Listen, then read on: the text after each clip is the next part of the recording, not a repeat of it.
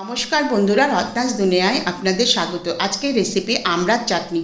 কিভাবে বাড়িতে সহজভাবে আমড়ার চাটনি বানাবেন তার জন্য রেসিপিটা দেখতে হবে। এখানে আমি 250 গ্রামের মতো দেশি আমড়া নিয়ে নিয়েছি। আমড়ার খোসা আগেই ছাড়িয়ে রেখেছিলাম।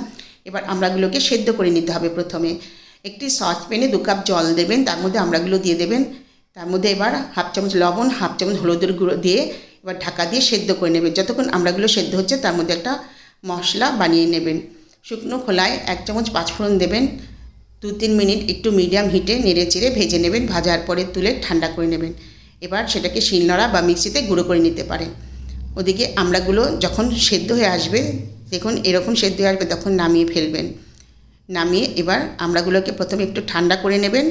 এবার হাতের সাহায্যে ভালো করে ম্যাশ করে নেবেন। খুব ভালো করে আমড়াগুলোকে ম্যাশ করে আমড়া থেকে কাইটাকে বার করে নেবেন আর আটিগুলো ফেলে দেবেন।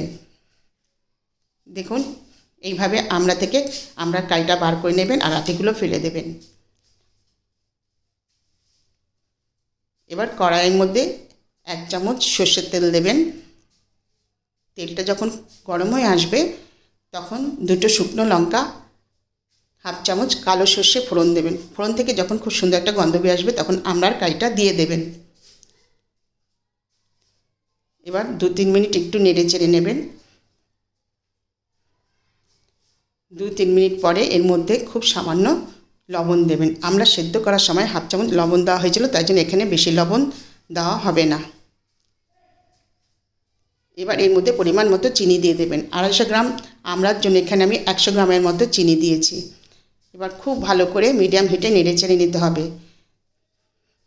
যতক্ষণ না চিনিটা মেল্ট হয়ে আসছে ততক্ষণ পর্যন্ত নেড়ে চেড়ে যেতে হবে। দেখুন চিনিটা মেল্ট হয়ে এসছে। এবার এর মধ্যে খুব সামান্য একটু জল দিয়ে দিতে হবে আর সেই মশলার যেটা গুঁড়ো করে রাখা হয়েছিল তার থেকে 1 চামচ দিয়ে দিতে হবে।